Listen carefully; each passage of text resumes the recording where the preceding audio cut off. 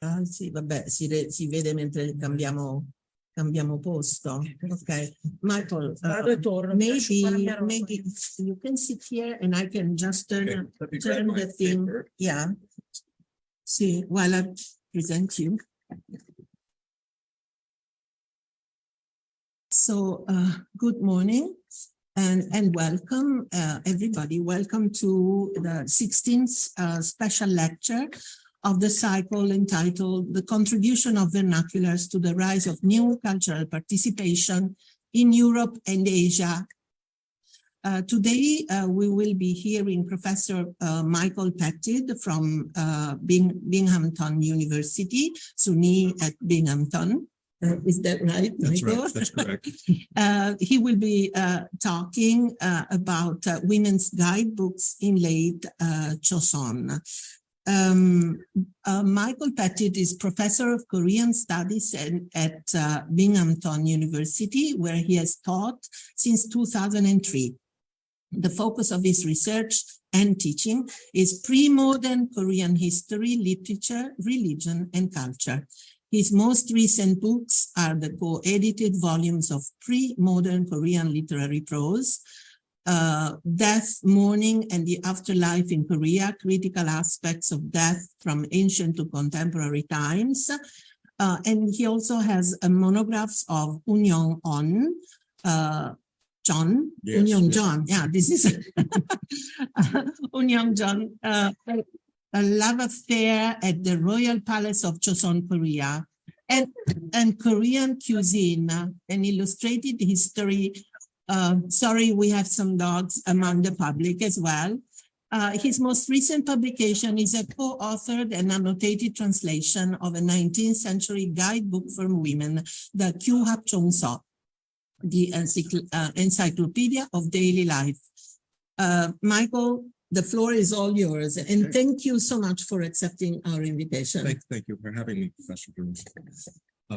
How do I screen share? Yes. Sorry, I'm incompetent. The screen sharing is here. You can have it, and this is your presentation. So I just click this? No. If you interrupt, then you do not share anymore. So you are already sharing the screen. Okay, great. Here on this computer. Great. So thank you. Welcome, Michael. Thank you so much. Well, I really am happy to have this opportunity to speak. And I want to thank Professor Chosŏn for having me here. It's a lovely opportunity to talk about this. I did change my title a bit, as you can see. It's now Examining Women's Lives Through Their Writings. What I've done is initially I was going to look at two guidebooks, one called the Umsik Dimibang by Lady Chang of Ondong, and also the Encyclopedia of Daily Life, Chosŏn by Lady Pingohak Shi. But I decided that I wanted to add a third book just for fun. And this is a diary that was written about the same time as Lady Chang was writing. And so they're quite different writers and quite different times. But nonetheless, they're all women that wrote in the Chosŏn dynasty. Lady Cho, the first individual that I have here, she wrote the diary of the year Pyeongja, or the Pyeongja Ilgi. And this is an account of her life during the Manchu invasions of 1637. And it really is interesting to see how she traveled from place to place, what she did to survive, who she traveled with, and so on and so forth. So I thought this is a really interesting book in the sense that it's a firsthand diary by a woman of these invasions that were really devastating to the Chosŏn people. The next book then is by Lady Chang of Andong Changshi, and she wrote the first cookbook that was completed by a woman in the Chosŏn dynasty, and it's called the Umsik Dimibang, our recipes for tasty food. And so I wanted to add this in here because she's a near contemporary of Lady Cho, the previous individual I was talking about. And finally, we have Lady Pingohak Shi, and she wrote the Chosŏn, the Encyclopedia of Daily Life. This is a bit later, about 200 years later, so it's not really a contemporary of the other two women. So I think that you could look at this and say that I've picked three random women, and I'm not comparing apples to apples, but I'm comparing apples to bananas or watermelon. It's not the same thing. But nonetheless, I think underneath all of this, what we have is there's quite a few strong bonds between these women. First of all, they're all of Yangban status, so they're of the upper echelon of society, and they all lived through quite trying times.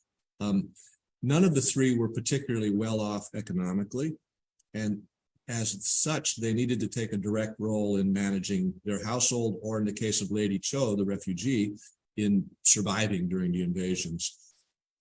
They were all well educated, and I think this is really important because it shows us that education and literacy amongst upper status women was probably quite common in the Chosŏn period. That they were this was something that they did. It's not these are not outliers at all, but rather typical, I would say. And of course, they were all living under the Confucian patriarchy of the Chosŏn, the mid to late Chosŏn period. So in their lives, we can see, how Confucianism affected them and how they managed any of these supposed difficulties with Confucianism. And frankly, I think women had less difficulties with Confucianism in the Chosŏn period than we think they had when we look back into the Chosŏn period. And finally, we can see other aspects of their life that's got nothing at all to do with Chosŏn. And this is probably the main gist of my talk, is that Confucianism was important, but it was not the end all. There was a lot of other things going on in the world for these women. So let's delve into this. So first, Lady Cho. Lady Cho was born in 1574, and she died in 1645 at the age of 72. Her father was the first individual up here, Cho Kyung-nam, and her mother was Namwan Yunshi. So as typical of the Chosŏn period, we don't necessarily know women's given names. We just have their family seat and their surname.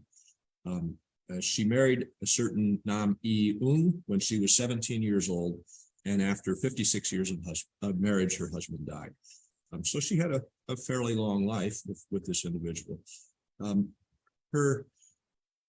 When the Pyeongja-Horan, or the Manchu invasion of 1637, broke out, her husband was actually inside the Namansan Song fortress with King Injo, which is really quite important in Korean history. The fact that King Injo tried to flee the invasion, but it didn't work out, and eventually he's forced to surrender to the Manchu emperor outside the palace. So it was really a big incident.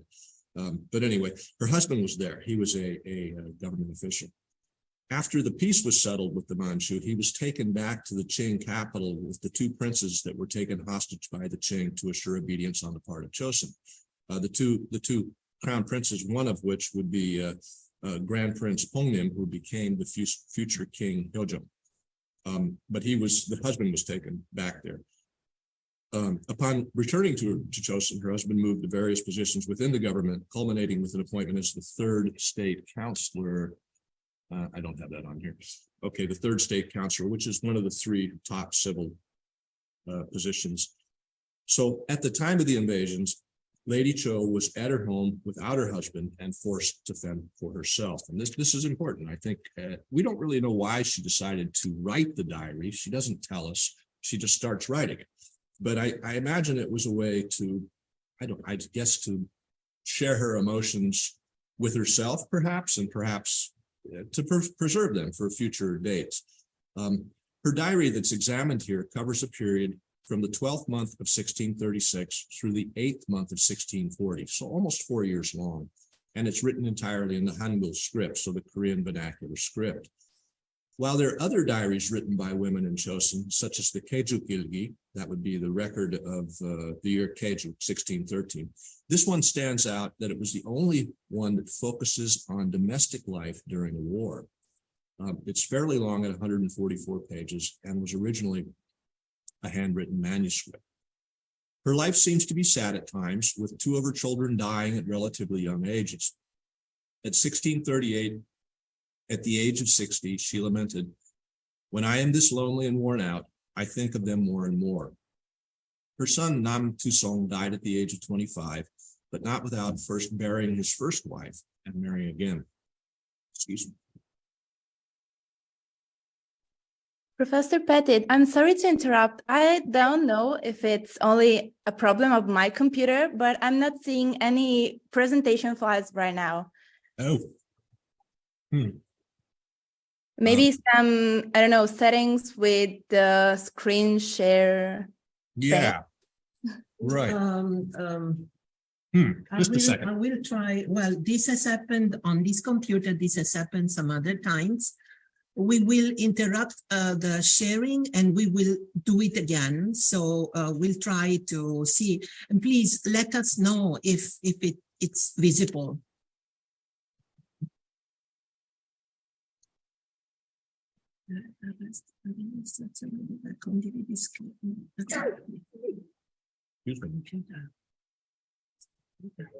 Sofia, zitta, zitta.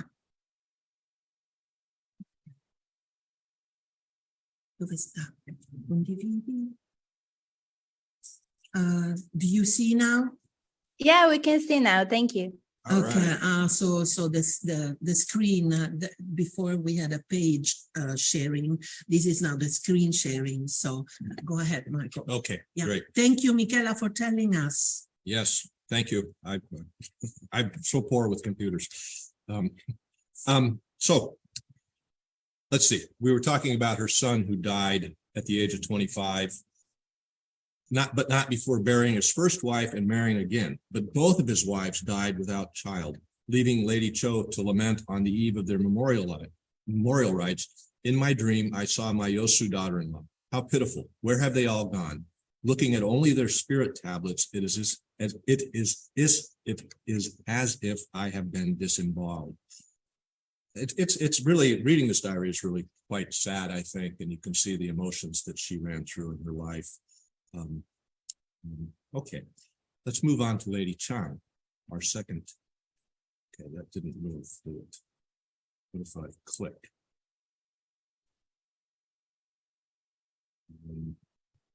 There we go. So Lady Chang was born in 1598 and died in 1680. So she's a near contemporary of Lady Cho.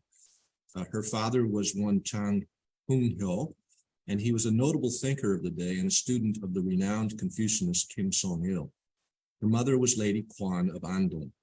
She is now known by her courtesy name Chang Ke-hyang, which I find quite interesting because I had never seen that before.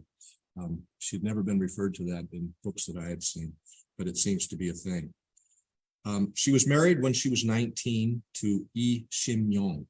She was his second wife after his first wife had died.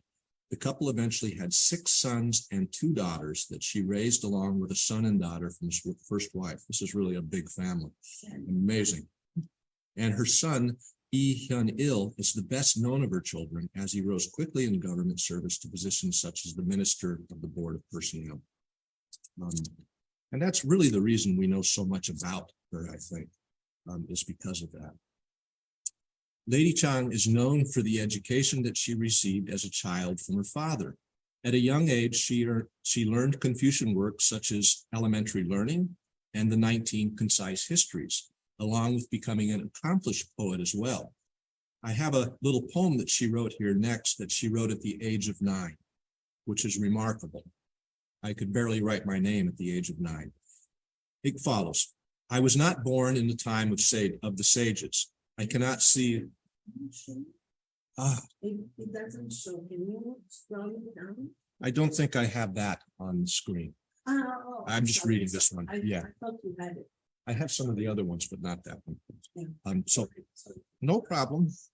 I was not born in the time of sages. I cannot see the faces of the sages, yet I can hear the words of the sages. I can see the minds of the sages. We can see that Confucianism is really important for her. And she applied it to her daily life. Next, she has a small thing. I'm sorry, I should have put all this on the screen, but I have the other, further down, I have things that are on the screen so we can see them.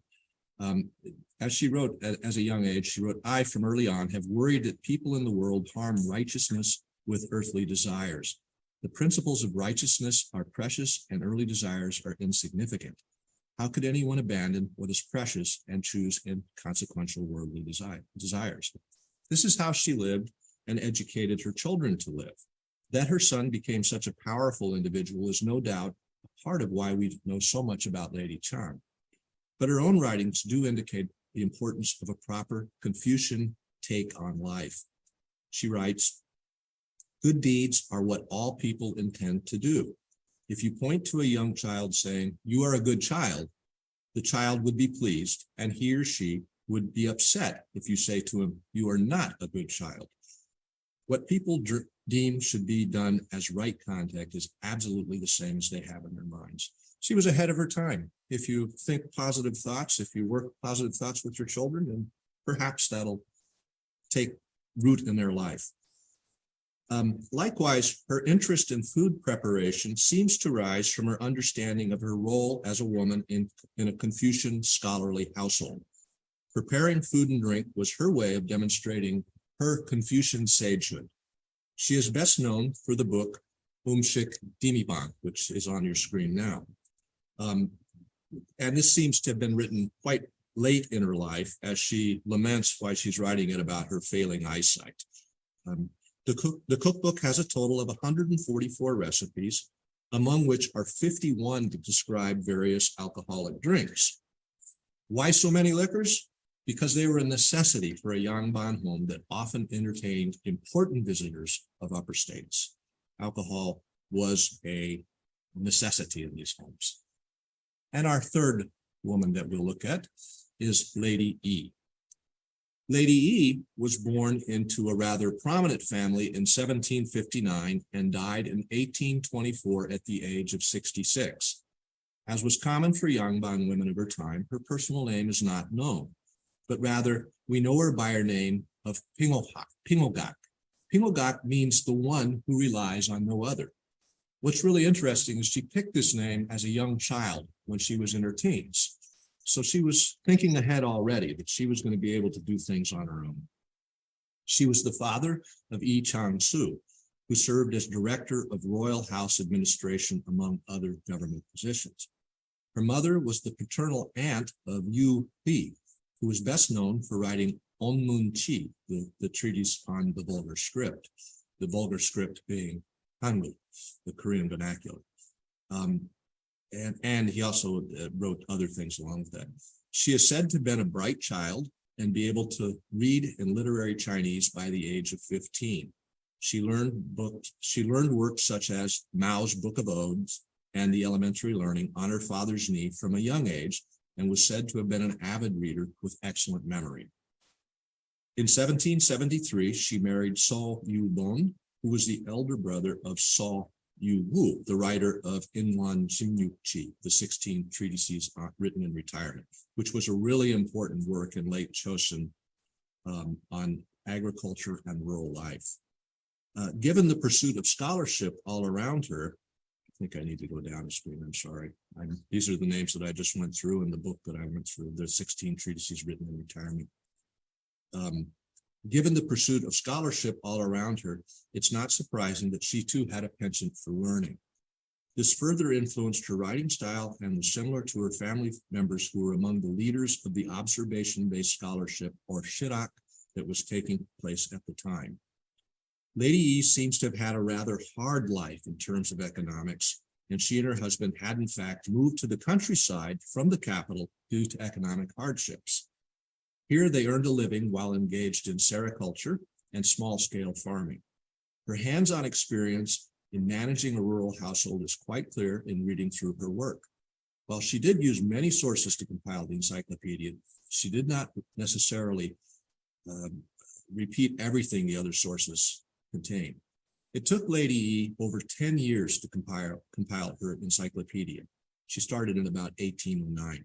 Shortly thereafter, her husband died in 1822, and this was essentially the end for Lady E as well. She is said to mourn, abstained from washing and food before following him into death a mere 19 months later. What remains is her work that continued to influence readers long after her death.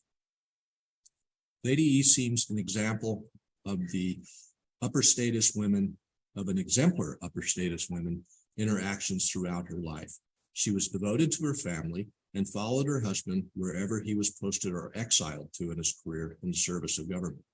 She seems to have had a deep love of scholarship and most certainly was attracted to the vibrant intellectual world of her husband and his relatives. Her husband even wrote a poem that describes this love. I'm sorry, again, I don't have this on the presentation. The poem reads, "My wife, who lives in the mountain, knows well of insects and fish. There was nothing she was not able to do in managing the country house. Under the bright moonlight, in the reeds, we are together in a dream, following the Lizi," compiles her writings. The Lizi was a miscellaneous that was compiled in 1881 by this gentleman right here, Liu Kui Ning.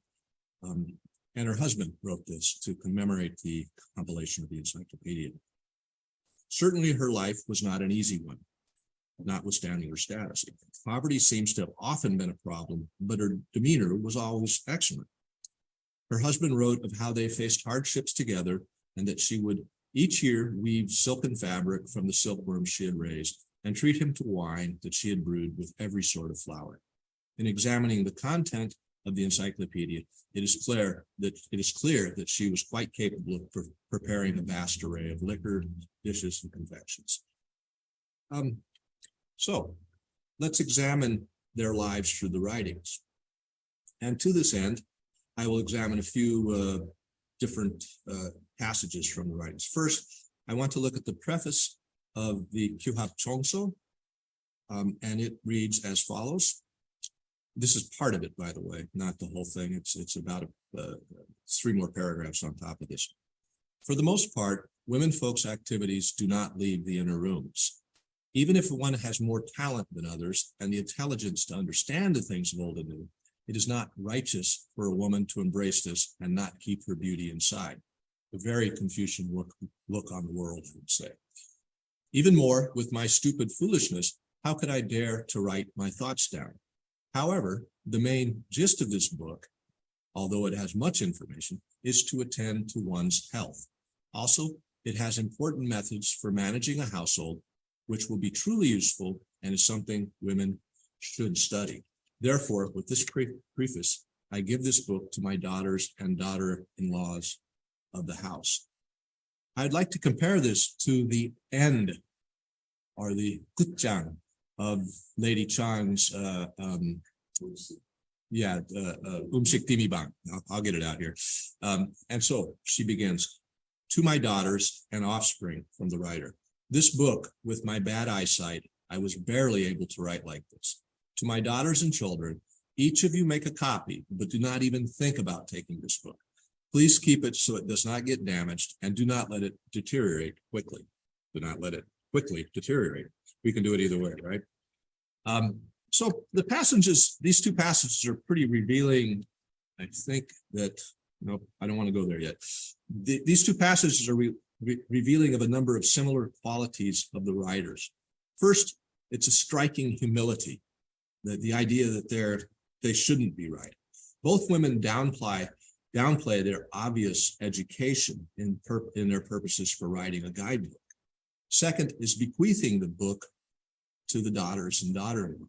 Both women wanted to ensure that the knowledge they accumulated over a lifetime would not be wasted, and instead continue to aid the life of their descendants.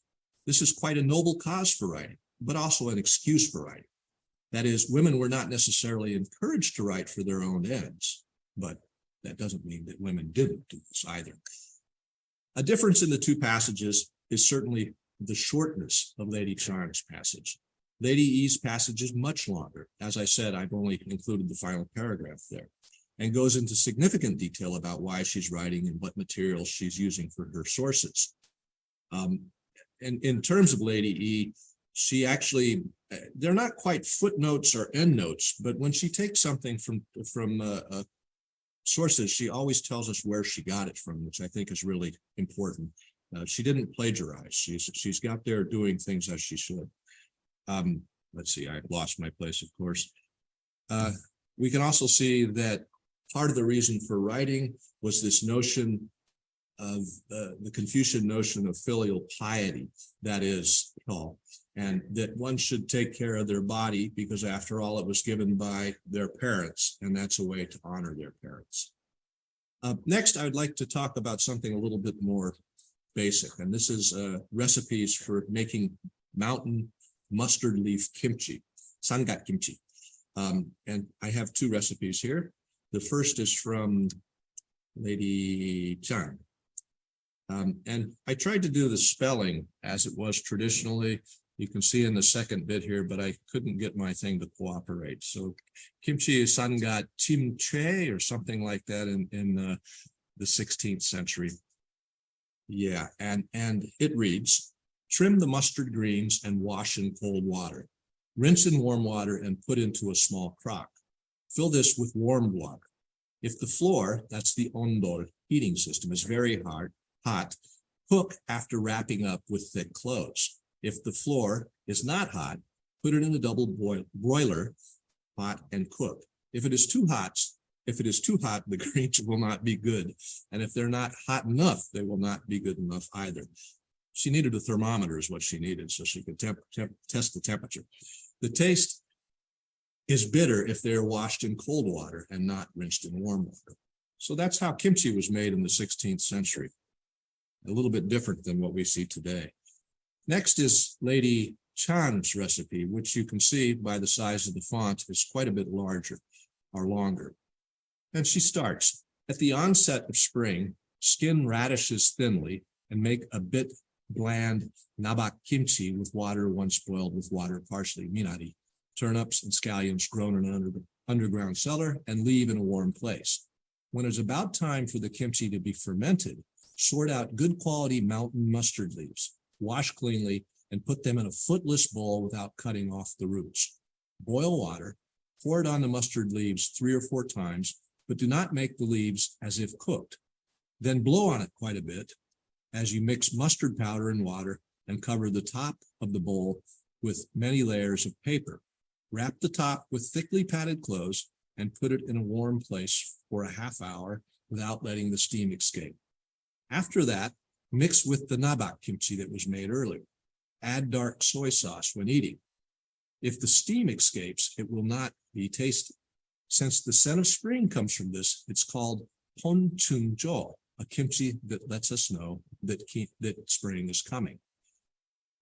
So comparing these two recipes, and I'm sorry if the recipes are a bit long, but Lady Eve really goes into a lot of detail. As I came to learn as I was translating her encyclopedia. What we can see here is, again, a noticeable difference between the rather straightforward recipe of Lady Chong and the much longer explanation of Lady Eve. This could be due to a number of reasons, such as Lady Chong not seeing the necessity for a longer, more detailed explanation. Perhaps her daughters and daughter-in-laws had worked with her often in the kitchen and made this and other side dishes many times. Or perhaps that Lady E's audience did not have such experience and felt the need to go into greater detail. We can also note that Lady E does expand her recipe to include a bit of background on the names of the dish as well, explaining the term that I gave, the ponchunjo, the kimchi that let us know that spring is coming. This is actually a very prominent characteristic of Lady E's writing though. She often goes off topic to explain or expand on a given topic, which is interesting to see what she has to say about things. A final comparison between the food recipes in these two texts is that for steamed Croatian carp or pungochim. And again, I've tried to put the traditional Korean in there, and you can see the pronunciation would have been a little different, I guess. Pungochim, something like that. I'm not sure. But anyway, the recipe reads, cut the carp along its spine, mix black pepper, ginger, scallions, and oil with sieved soybean paste, doenjang, and fill the fish with the mix. Add fully with thin flour paste and steam it in a double boiler. The taste is very delicious. Sounds good. It's time for lunch. Now for Lady E. And it's quite a bit longer. It begins. Scale a large carp, cut the fish through the stomach by pounding the spine with a knife, put stuffing inside the fish as when making fish dumplings, and add 2 spoons of good vinegar. Put a small piece of alum, pekban, in its mouth. Put starch powder on the underside where it was cut and bind the fish with thread. In a pot with a little bit of water, boil the fish with oil sauce over a low but steady heat, adding flour and egg to the soup. According to the Shanhei Jing, the classic of the seas and mountain, this is a book from the Han Dynasty in China. When carp are swimming around in water, 1 will be in front and 2 will follow behind. For this reason, pumo, carp, are also called concubine fish or lowly blue-clad fish. The lowly blue-clad refers to the costume of lower status Chinese at the time. However, the Bengao states that while all fish belong to the phase of fire, only pumo, carp, belong to the phase of the earth, which governs the stomachs and maintains a strong and healthy stomach and intestines.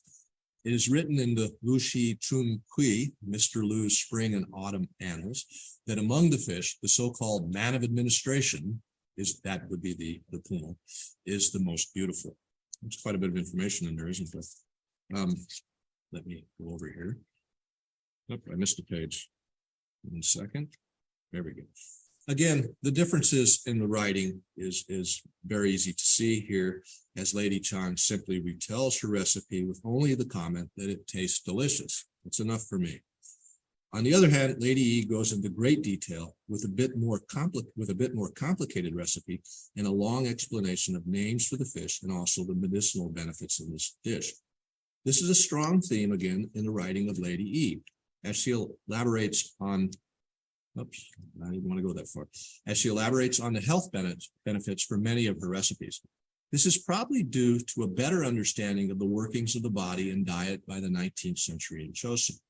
The most important book on medicine, which I don't have on the screen, apologies, is the Tongyi Pogam, Exemplar of Eastern Medicine, was compiled by Ho Chun about 1596.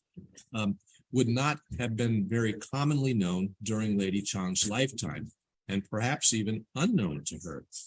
We can see here that by the 19th century, there was a general dissemination of medical knowledge in the century or so between these 2 women's lives. As a final case, I will look at a method for brewing 2 different types of liquor in between these 2 women. And I'll start with Lady Chang's recipe for bamboo leaf wine. And again, the spelling is a little different than we'd have today. This is Chu. But anyway, it's fun to look at the old spellings, I think, and see how the language has evolved. Bamboo leaf wine. Wash 4 mai, 72 liters of white rice clean, soak it in water, and pile it into a steamer and steam it until tender inside. When cool, mix 7 pe, or 12.6 liters of nuruk yeast powder with 9 bowls of once boiled but cooled water. Put it in a pot together with the steamed rice, leave it in a cool place.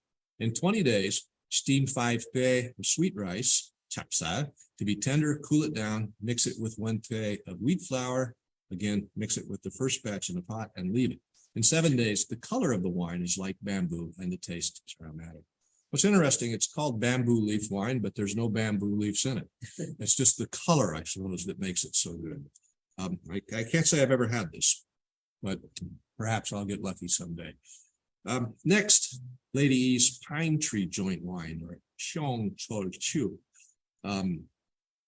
And we have here, wash 9 liters of polished white rice repeatedly, soak for a while, grind it, mixed with 5 pe of boiled water using the same measure that was used for the rice, leave it until ice cold, and 1 pe of malt and 7 hop of flour to the mix, seal tightly, and leave it in a place neither cold nor hot. Next, thoroughly wash 2 mile, 36 liters of pine tree joints, and add water and boil for long until the taste is strong and cool down. Wash 5 pe more of polished white rice and 1 mile of polished sweet rice, thoroughly soak for a while and steam separately. She goes on. When steaming the white rice, use 2 mile of the water boiled with pine tree joints. Using enough water, steam it thoroughly, let cool until ice cold, and mix in the mother brew evenly. Mother brew is the active agent in this, what makes it ferment. Put the once boiled pine tree joints on the bottom of the pot, thoroughly mix steamed white rice in next, and the steamed sweet rice on top. There's an order to this. Bind the top so it's tightly closed and leave it to age in a place neither hot nor cold while being mindful of the weather. Put chrysanthemum petals on top if it's autumn, azalea flowers in the spring, and hang citron peels over the top, but not in the wine, in the winter. One's mouth will be full of the scent of flowers and pine with its unique taste. The wine will alleviate palsy, build up energy and vigor of the body, and is effective even with those who are unable to move their arms and legs. It's truly a magical drink. I think I need that. Here's the book that I was talking about some while back, The Exemplar of Eastern Medicine, and the man that wrote it. So these, again, she goes into so much more detail, but I think it's interesting just to see how Lady E had incorporated the idea of medicine and the 5 phases. That would be the Oheng, Unyang Oheng or Unyang Oheng, into her writings, because that had become quite prominent in Korean culture by the 19th century when she was compiling this book. So next, I want to talk a little bit about Lady Cho. And Lady Cho, who wrote the diary during the invasions again, her book's going to be different than the other two, obviously, because she's not writing about food, but she's writing about life, I suppose. And we don't find recipes, but rather first-person accounts of what was occurring at any given time. For example, the first entry I have here is from the 5th of the 5th. That's lunar months, okay, not solar months, of 1637. And this is Tano. Tano is an important holiday. Well, it still is, I suppose, but not like it used to be. It was a farming holiday, I suppose. And she starts off, clear weather. She always tells us what the weather is. I like that. Wistfully, liquor, fruit, and rice cakes were prepared and offered in ancestor rites. My older and younger brothers and their children all attended. She's sad because she's having these ancestor rites with her husband away, with her children, her son dead. And so she's not feeling very good about all this, I think.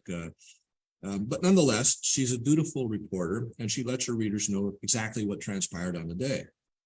To me, it's also fascinating that she reports on the weather nearly every single day in her diary, and thus giving us a wonderful resource for looking at what sort of weather conditions were happening on the Korean Peninsula almost four centuries ago. Consider the following entries. For 2 days, the 12th month, 23-24, mixed rain and snow fell in 1637. On the 2nd month, the 11th day in 1638, we have cloudy weather. In 1639, on the 3rd day of the 1st month, clear weather. I mean, this is just wonderful stuff to let us know what's going on with the world, I suppose. I find that fascinating, but maybe it's just me. I'm a farmer at heart. Me too. Yes. And these are all single entries for the days in question and merely tell the weather. So she didn't have anything else to say. She didn't have any earth-shattering information, but it speaks to the thoroughness of her writing, that she's always doing something. There is something to report every single day. If one was to compare her diary with other diaries.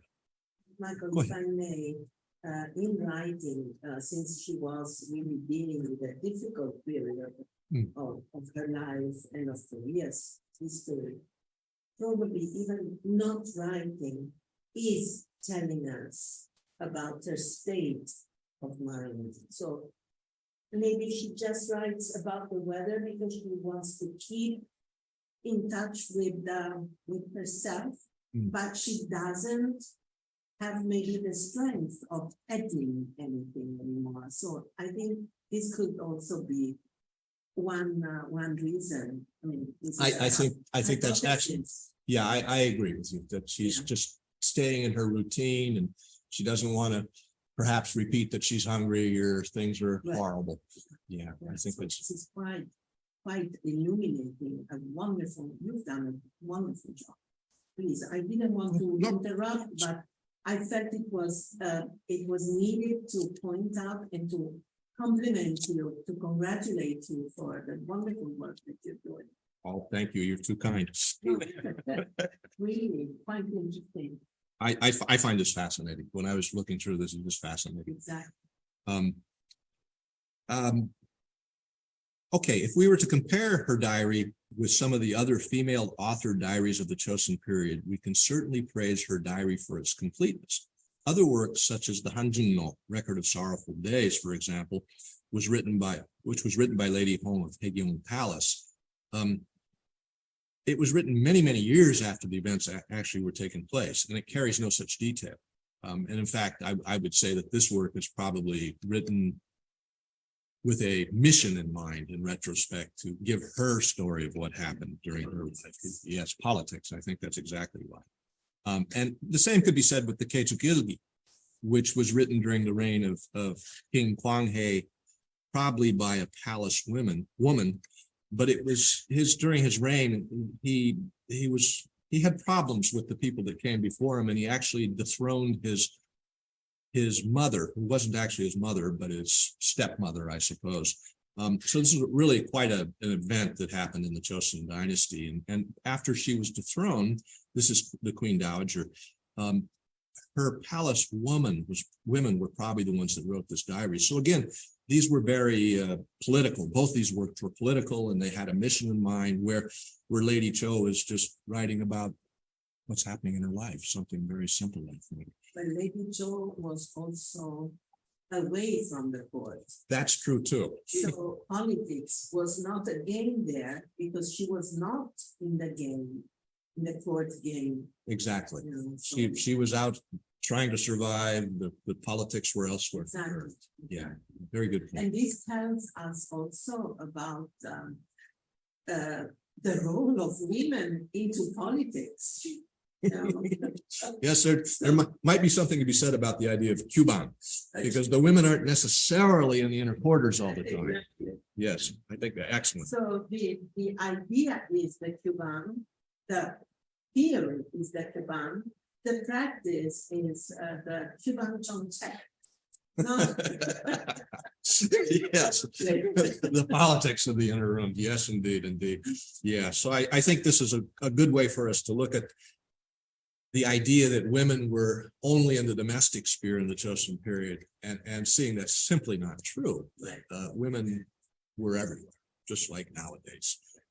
The next area I want to look at is a cross comparison of these three women's worldviews on the idea of slavery, something that caused much friction among the leading thinkers of the late Chosŏn period.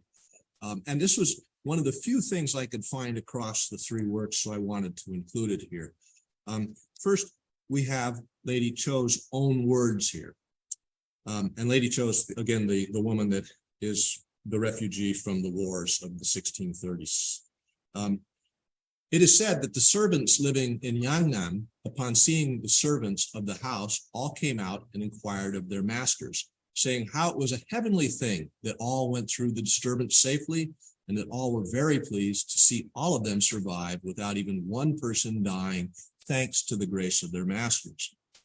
It is also said that many of the nobi is slaves, of other houses either ran away or hid upon seeing their own masters, since these masters had been mistreating them. However, the servants in Yangnam were somehow or other trying to get the servants from the master house to at least farm. I think this was because the masters, the speaker and the other masters, did not treat them severely, although they were outside slaves. Well, I won't go into the details of this yet. Let me hop to the next one. The next example was not actually written by Lady Chang herself. Her son wrote this, but is said to demonstrate her views on slaves. And we have to take this with a grain of salt, of course, because her son's writing it.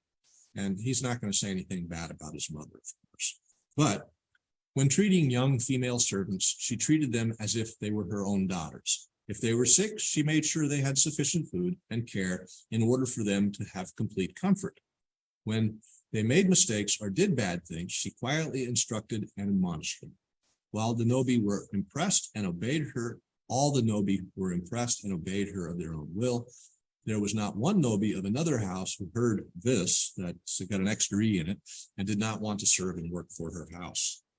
And finally, Lady E's comments. And hers are more about retrieving the slave. If a runaway's clothes are wrapped around the center of a well, the runaway will return of his or her own will.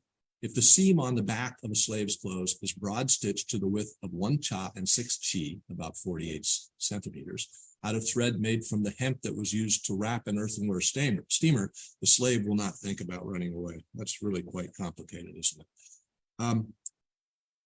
What are the conclusions we can draw from this? Well, I think it seems that both Lady Cho and Lady Chang did not see their slaves as being unhuman, but rather cared for them to some extent, at least by what they wrote.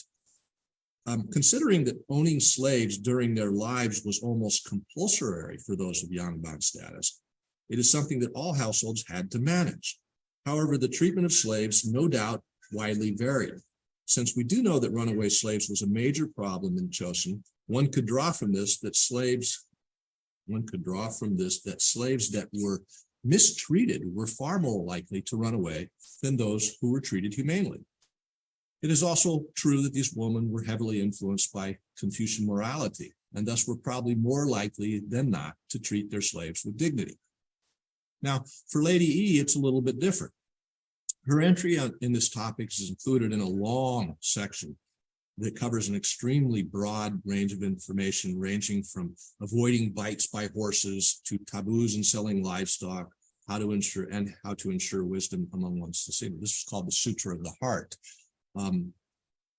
So it's just kind of I hesitate to say rambling, but it's a rambling section that just goes on with various information that she was passing on to her descendants.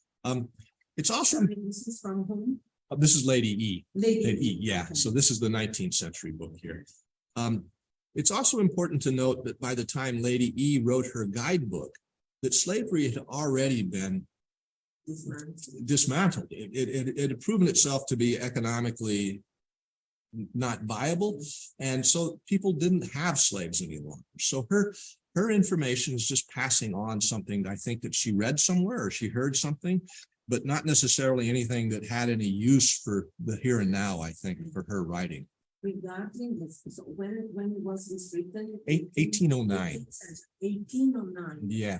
Well, in 1801, I think, or in 1800, around that time, the public slaves were dismantled. So the system itself was dismantled. Yeah. And only the private slaves were maintained. Right. So this might also be, I think, you know, reflective the of reason this. why, Yeah.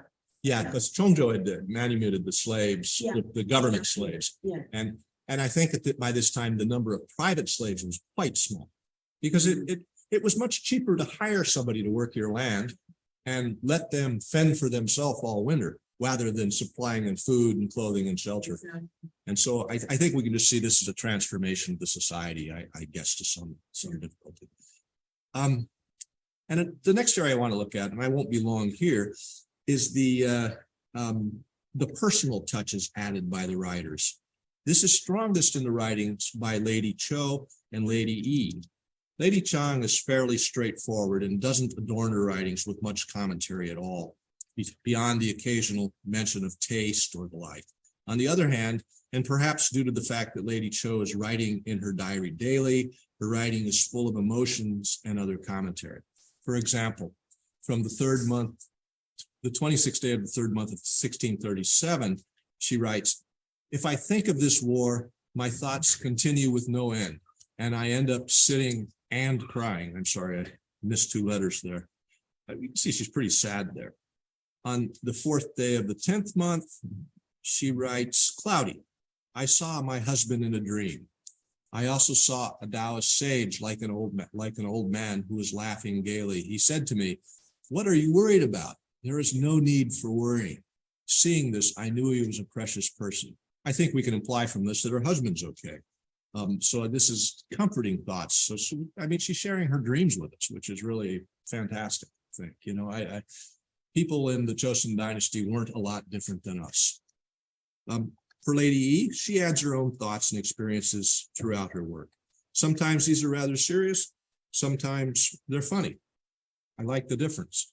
This is probably my favorite passage from the Lady E's writing, and it's about a type of fish called the chunji, or slender shad. And she says, it's commonly said that there are 5 types of han, and one of those is that the slender shad has too many bones. As important as the emotion han is in modern Korea, this seems just like she's making jest of it. She's making a joke out of here. She's telling there's a lot of fish and there's a lot of bones in this fish, but it's still tasty, I guess. But anyway, that's this little piece here I like. Also, she's talking about, this is a more serious note concerning the attempts to change the sex of a fetus. This was a big part of her book. The second volume that we translated was about child rearing and first aid. And there's quite a lengthy section that talks about when you're pregnant, how to determine the gender of your baby.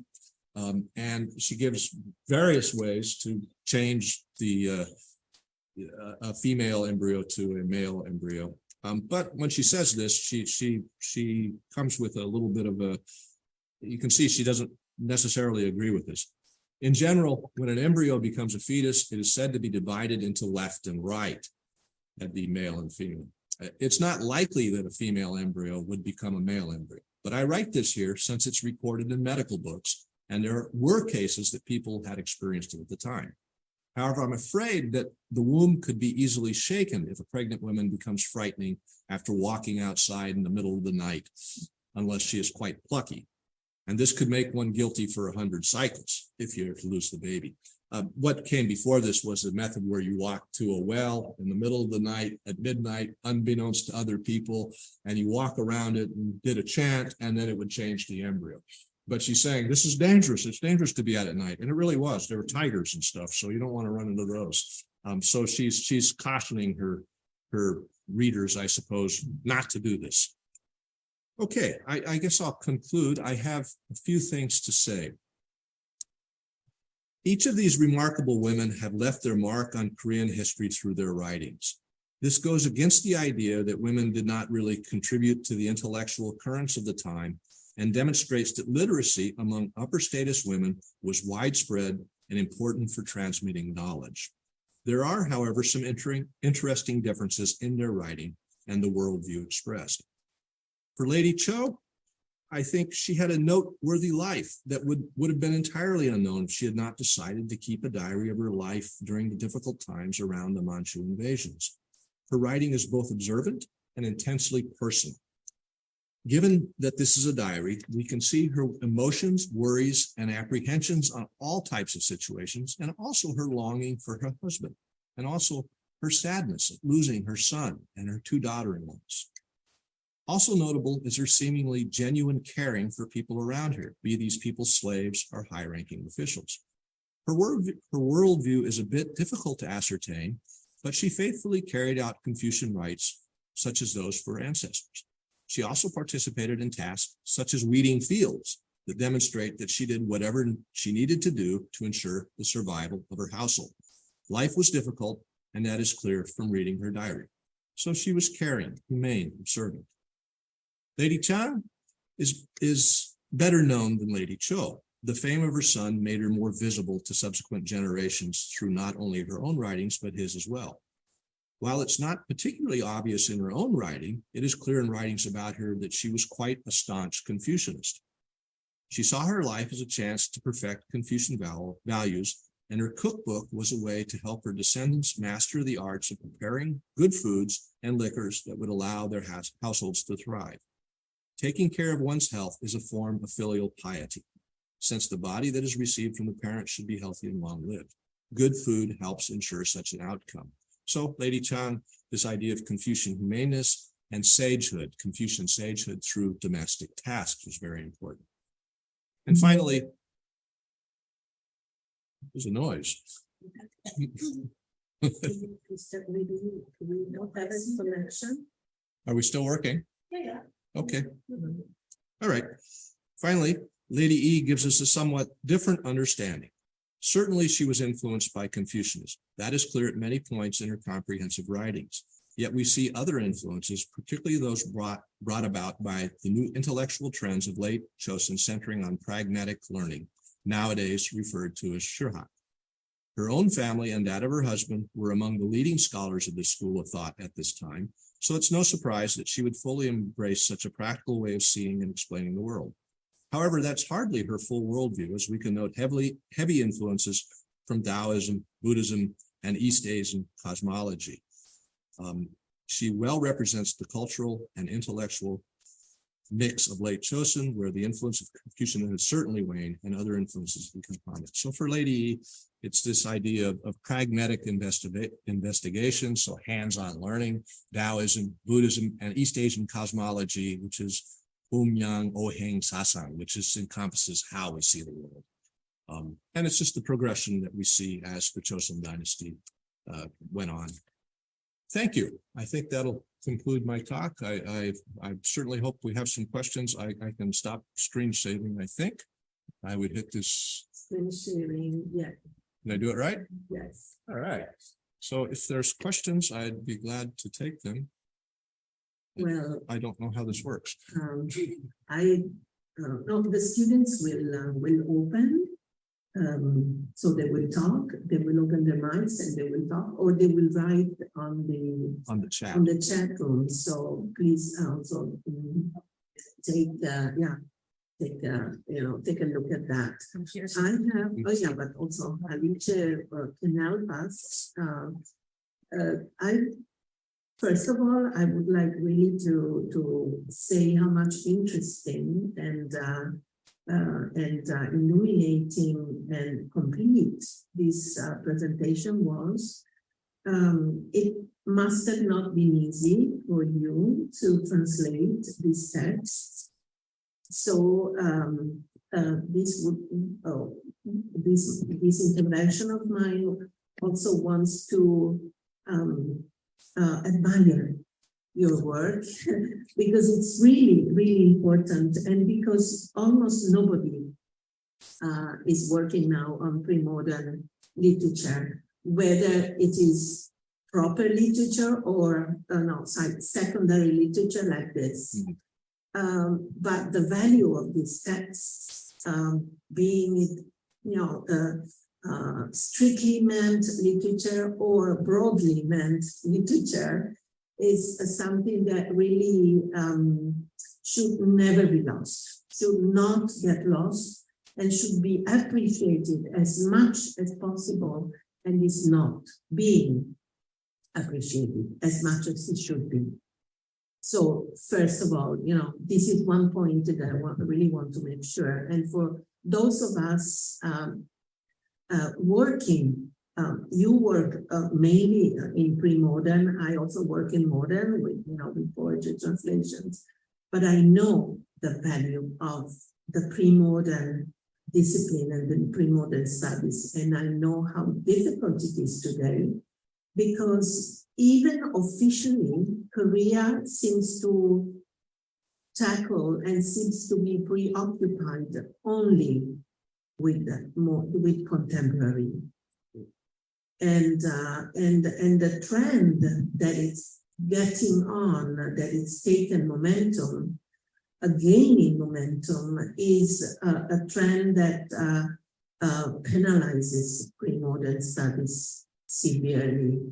And by doing so, it also penalizes and endangers the same existence of pre-modern studies, even in Korea, and this is something that should not and must not happen. And so let's create an association, for the survival of pre-modern studies, especially in literature. Now, of course, the Academy of Korean Studies is doing a lot, to develop also pre-modern studies and everything. But I see that especially in the West, so in Western countries, even many research centers are oriented towards economics, so Korean economic development and international politics and inter-Korean relations and you know, the idea of politics itself. This is of course important. I'm not saying that it is not important, but it seems that, you know, 80% of the scholars dealing with Korean studies are 80, maybe 90%. It's probably a closer percentage. So they are dealing with contemporaneity, and this is quite a dangerous trend. And we should really, you know, bring it up and highlight this much more. Then coming to today's talk, well, the three books, the three works that you presented. So Lady Cho, she doesn't want anybody else the diary is usually written for herself or for the family. Yes. And the same for Lady Chang, you know, so the two women, they write for the family. And Lady E, she writes a kind of encyclopedic kind of work. So she knows from the very beginning that she is not writing for herself or for her family, but for all other women that will probably read, you know, her writings. And so I wonder if this might be one of the reasons why these writings are so different. And also something that really, you know, I appreciate it very much, and it tells us all how thorough your research was, is the translation of a poem written by the husband of Lady E about her, and about the fact that she even knew the names of insects. You know, that struck me a lot, struck me a lot, because this was really curious in a poem written by her husband, you know, to read this kind of thing. But this is so interesting, and and also it tells us that even the approach, I mean, Ping Hogat, Lady E, she, all of them were quite well versed.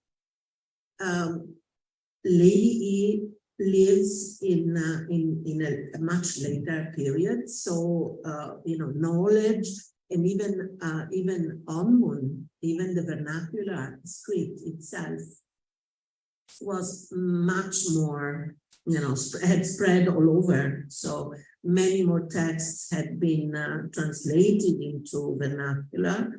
So more knowledge was available to women, even, you know, to study.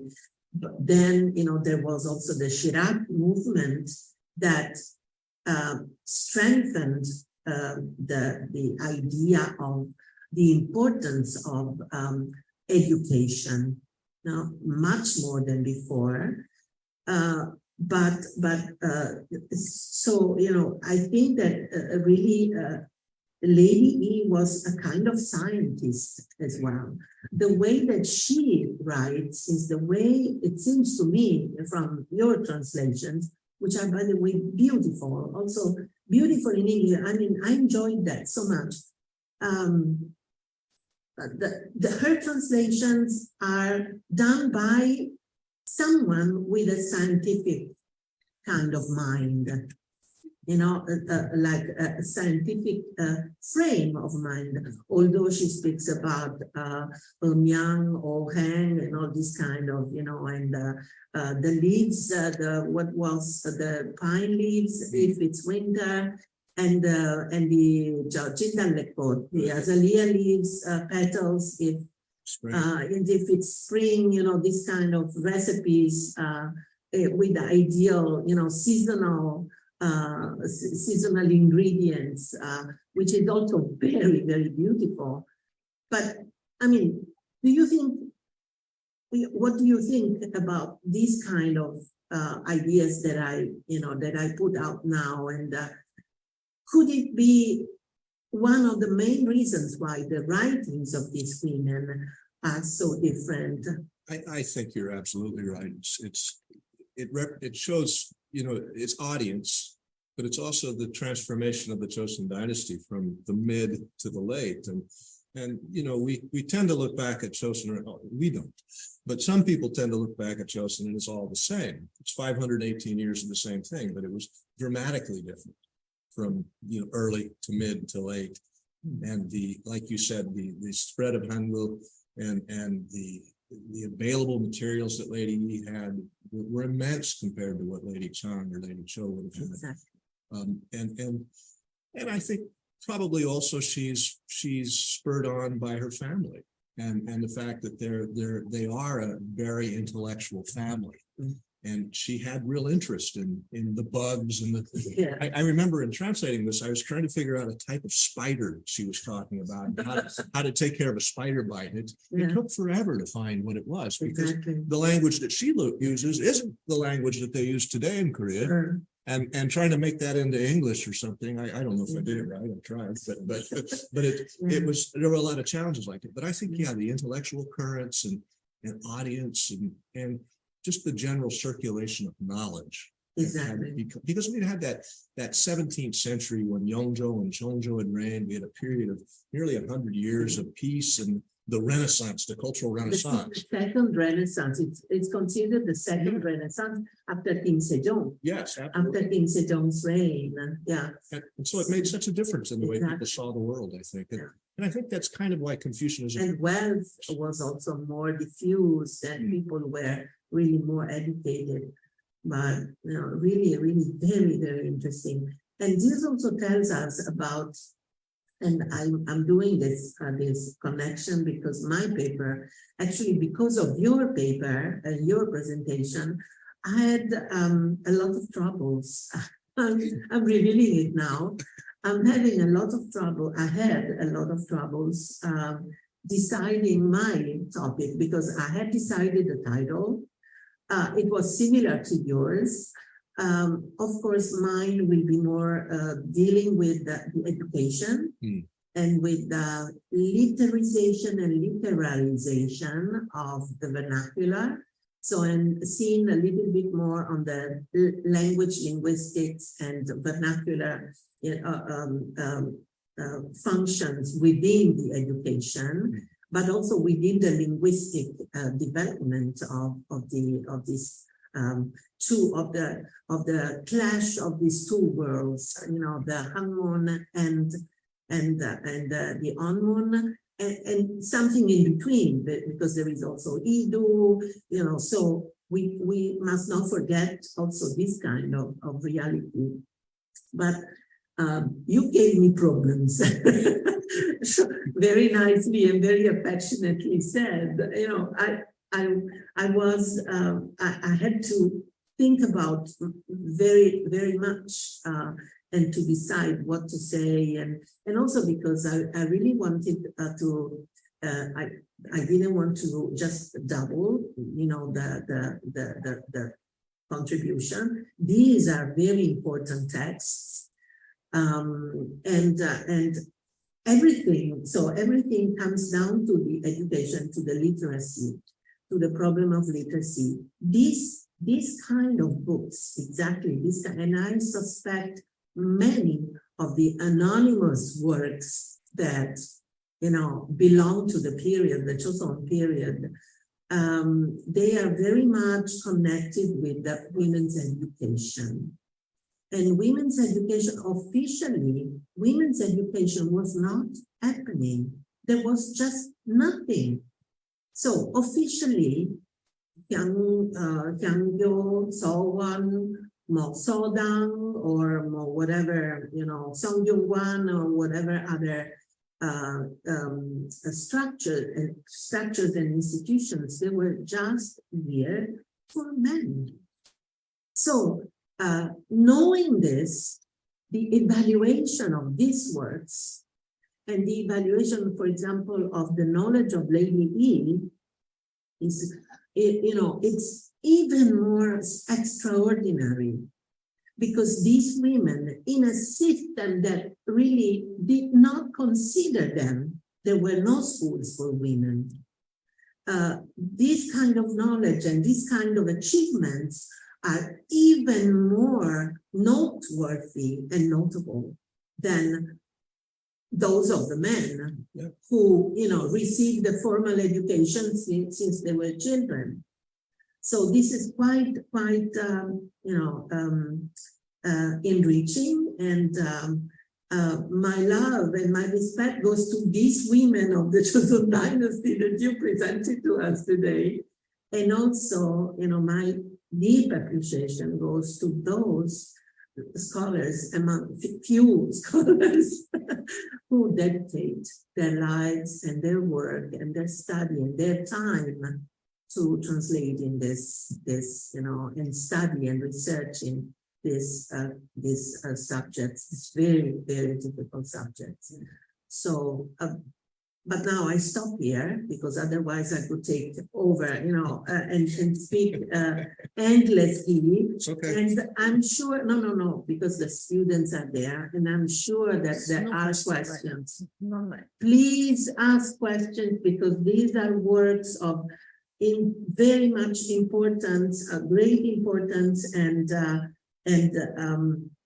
because Professor Pettid is here today, will not be here tomorrow. Well, actually, yes, but not here in connection with you. So please ask questions. And thank you.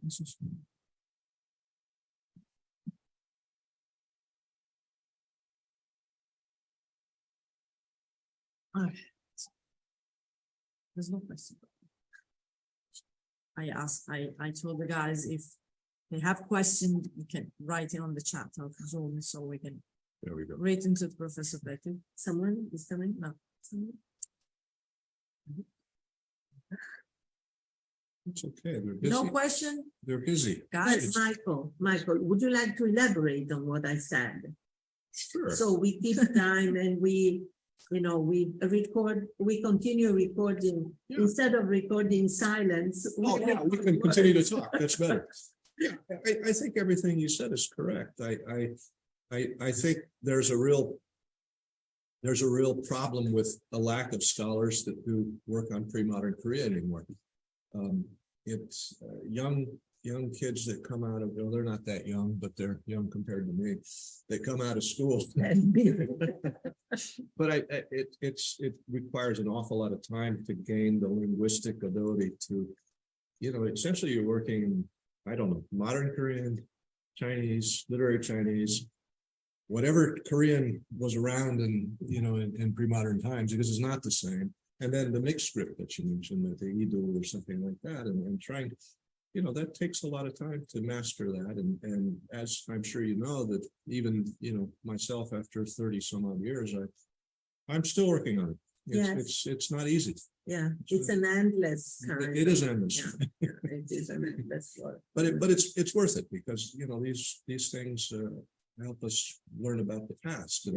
And the one thing that I always come back to with my students is that I don't think people 400 years ago were that much different than we are today.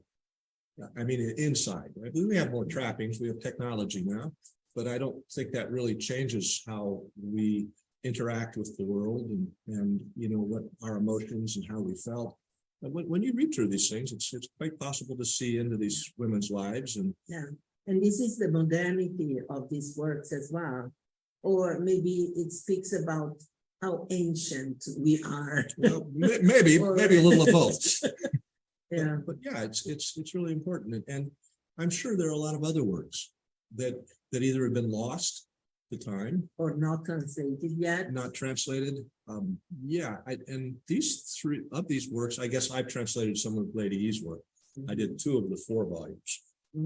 But the other 2 works haven't been translated in English.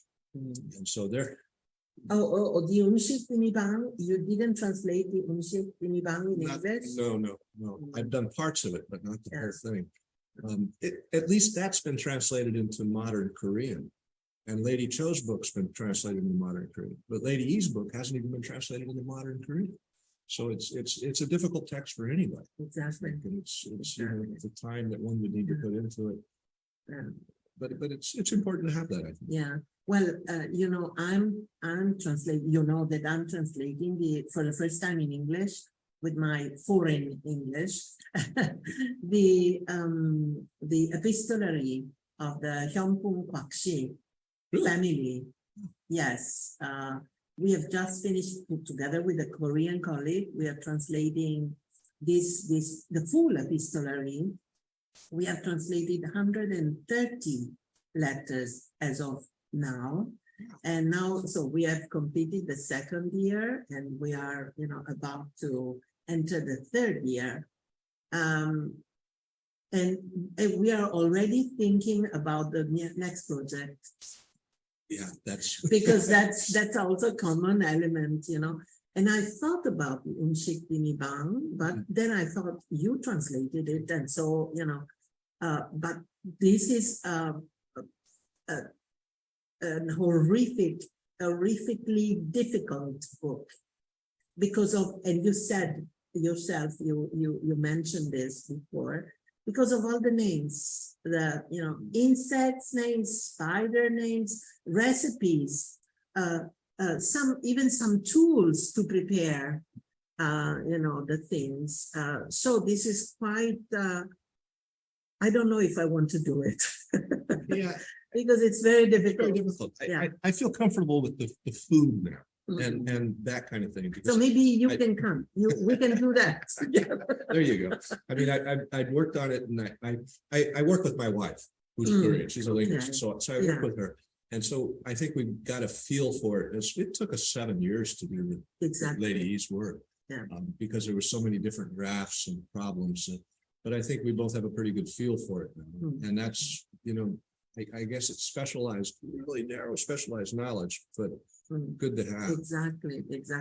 I'm more comfortable with the language itself, with the Middle and Modern Korean now, because I've studied also a little bit of the language. So that the grammar, grammatical characteristics and everything. And so your mentioning of, I don't know, chugyop, chu, or, jugyop, because it was not palatalized yet, and all these kind of things, and the chai or che, or that you don't really know how to pronounce. So the approach itself is quite complex. The approach, also the linguistic approach to it. And for some books, they have not even been deciphered. So there are no pandongmun. So how do you read them? And so, this is something that I want to tell the students, but I also want to announce today, for next year, I will be organizing Onmun workshops. Wow. Not Hanmun, but Onmun workshops. Wow. And so I will need your help. The Onmun, I've found that always more difficult than the Hanmun.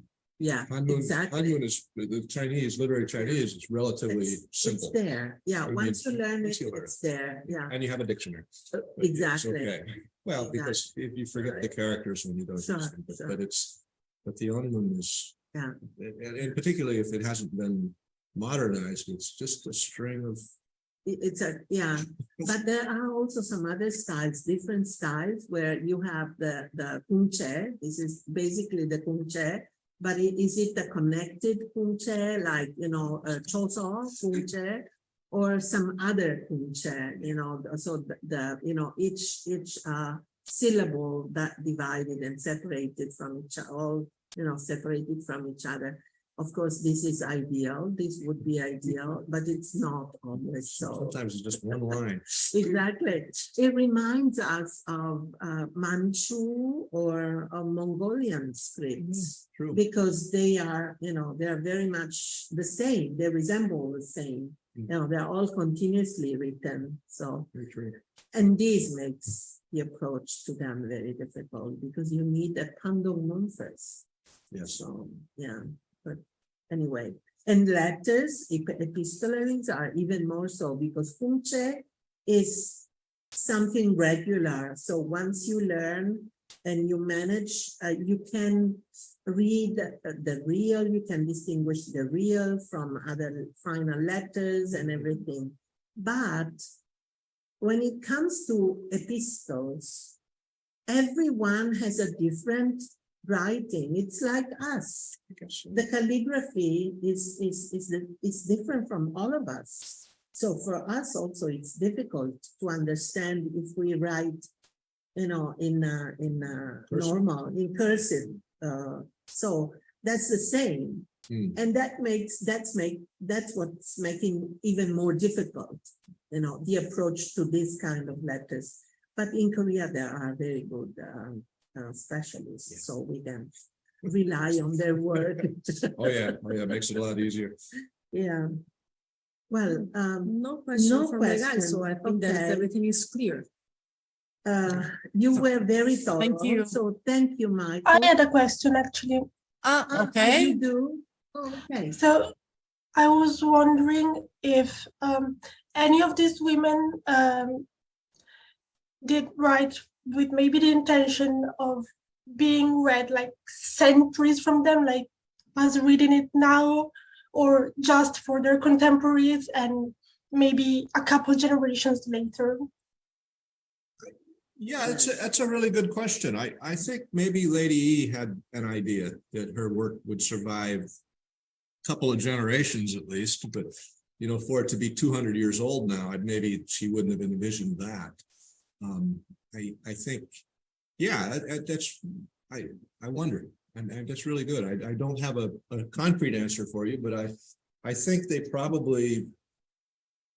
wanted it for their immediate descendants. Actually, Lady Chang has written, when you read the preface, the preface, you said something about this recommendation to her daughters, her children. Please treat this book well and don't let it deteriorate. Yeah, that's true. So this could also be maybe Lady Chang was only meaning, deteriorate for the family use, the internal family use for generations to come. So it was not like a public use. True. Different from Lady E. True. But I think that Lady Chang, she wanted it to continue, I think. Exactly, Yeah. exactly. But I think that maybe Lady Cho was just writing, probably just for herself, to console, to find some solace in the difficult life that she had. Yeah. Angelica, I think it's like when we write a diary, it's basically the same frame of mind. When we write a diary, we write it just for ourselves. Basically, it's for ourselves. So even, the nature of these three works tells us the relationship of the author with the audience.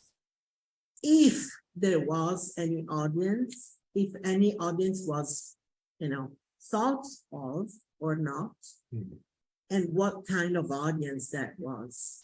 Very true.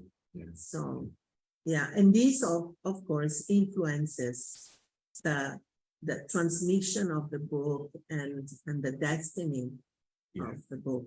Well, and with Lady E's writing, things had changed so much that there was probably some vision of things Exactly. being transmitted further. Exactly. Yeah.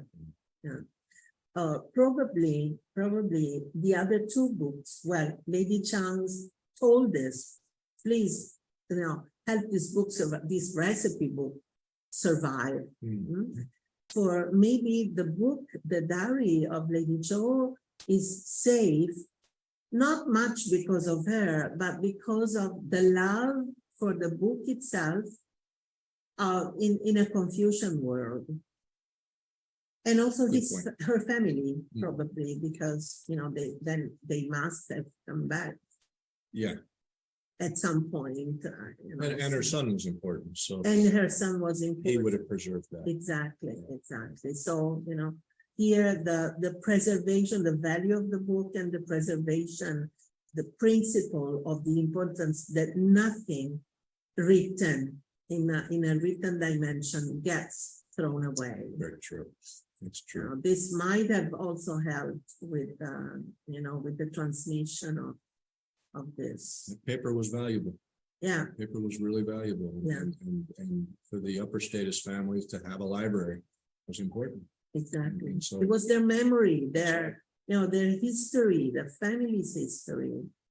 So, and again, the importance of, he was at court. He was, the husband also was at court Sure. when the Mongols came. Mongols. Manchus. Manchu, sorry, the Manchus. Okay. came. Well, anyway, We have yeah. some- Other Oh, questions? Michelle. Michaela, Michaela, may I ask, do you have any recommendation on any books or resources, either in English or Korean, for which we can go a bit deeper into Lady Cho, Lady Chung, or Lady Yi's works? Well, for Lady E, I wrote a book. Okay. So I would say that, but for Lady Chung and Lady Cho, in Korean, certainly there's sources. Certainly there's sources. The diary. Lady Chang is this book by Pettid, whom we also invited in this cycle of conferences. Pettid, he wrote, he has worked, he got a prize because of that book. Okay. Bang. Right. This is his work on in contemporary Korean. Okay, I probably have that.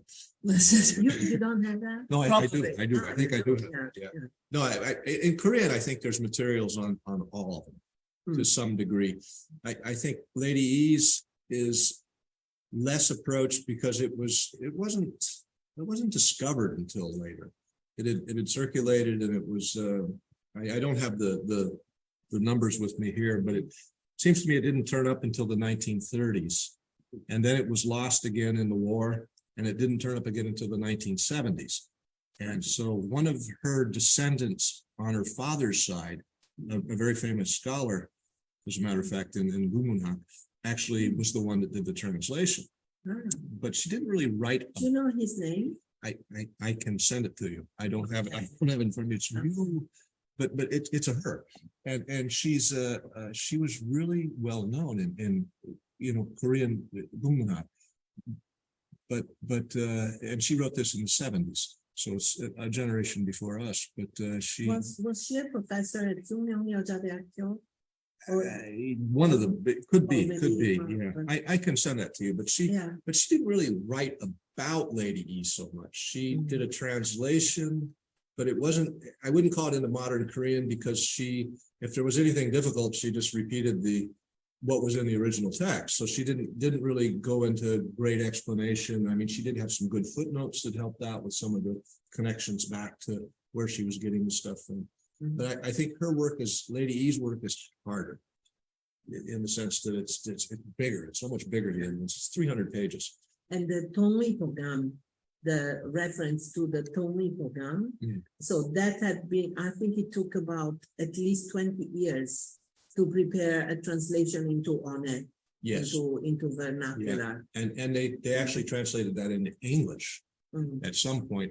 I don't have the full set. Not all of it. And it's I not- think 40 books. It's not very good either. There's a lot of errors, but anyway, it's easier for me. It's easier to read it in English Sure. and to figure out what I want to do than. But yeah, translating these old books is really quite difficult. Yeah. But the Dongi Bongan has a lot of. Yeah. My wife's family is doctors, traditional doctors, Oh, so okay. they still use that book. Yeah. Yeah, even today. I Wow. mean, it's for Yeah. not If you think about what is it? Portionyak? yeah, Portionyak. It's this dark. like the Gyeongjinnan. Or the medicine that you take. The medicine that you take for, Everything. good Yeah, health. to maintain your health. Yeah, I have that every year. Yeah, well, anyway, so when you write to me, Michela, I will let you know when oh, but you have her address. That's Yeah, Michela. yeah. So Yeah. you can also write to Yeah, her yeah. directly. Yes. Any other questions? These are very good questions. Please go ahead. Angelica, thank you for your question.